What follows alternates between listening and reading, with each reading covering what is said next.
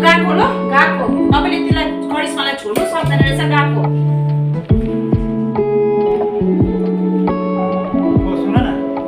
त्यस्तो कहाँ तिमीले नेगेटिभ सोचिरहेको हो त्यस्तो कहाँ हो त्यस्तो सब केही पनि होइन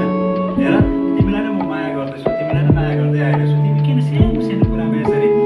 मनमा रिस पुगेर यसरी मन दुखाएर हिँड्छौ बस आऊ बस त किन के रहनु छ कुराहरू भन्नुहोस् त अब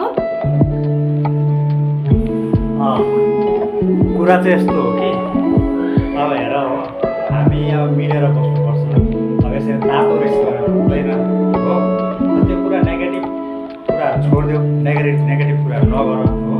मतलब मनमाबाट शान्ति देऊ तातो रिस नगर अब हामी मिलेर बस्नुपर्छ हो जिन्दगी किनभने एउटा जिन्दगी एकदमै ठुलो छ हो र हामी यसरी नै मिलेर राम्रोसँगले बस्नुपर्छ अब यसमा तिम्रो भनाइ के छ मेरो भनाइ के छ भने नि जबसम्म तपाईँले त्यो केटीलाई करिश्मालाई छोड्नु सक्नु हुँदैन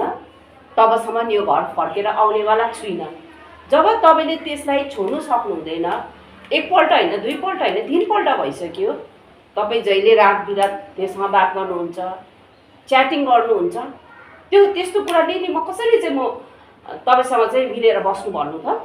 तिमीले हेर हो त्यस्तो कुरा नगर हो त्यो बेकार हो त्यस्तो कुरा गरेर केही फाइदा पनि छैन हो जे भयो हो अब म अझै भन्दैछु हो चुप लगाएर बस हो लु एकपल्टको लागि मलाई लु अब त्यस्तो सोध्छौ भने एकपल्टको लागि मलाई सरी भन्दैछु म हो लु अब राम्रोसँगले बस हो नजाऊ कहीँ नजाऊ छपक्क लगाएर बस सरी न फरी म गएको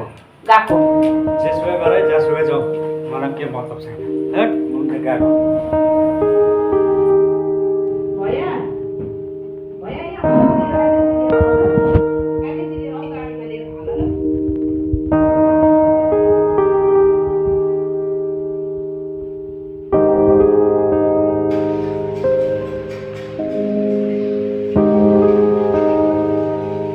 साँच्चै नै गएछ के हो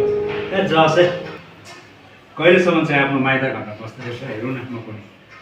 कहिलेसम्म यसरी बाहिर बस्दो रहेछ आफ्नो माइत घरमा बस्दो हेरौँ न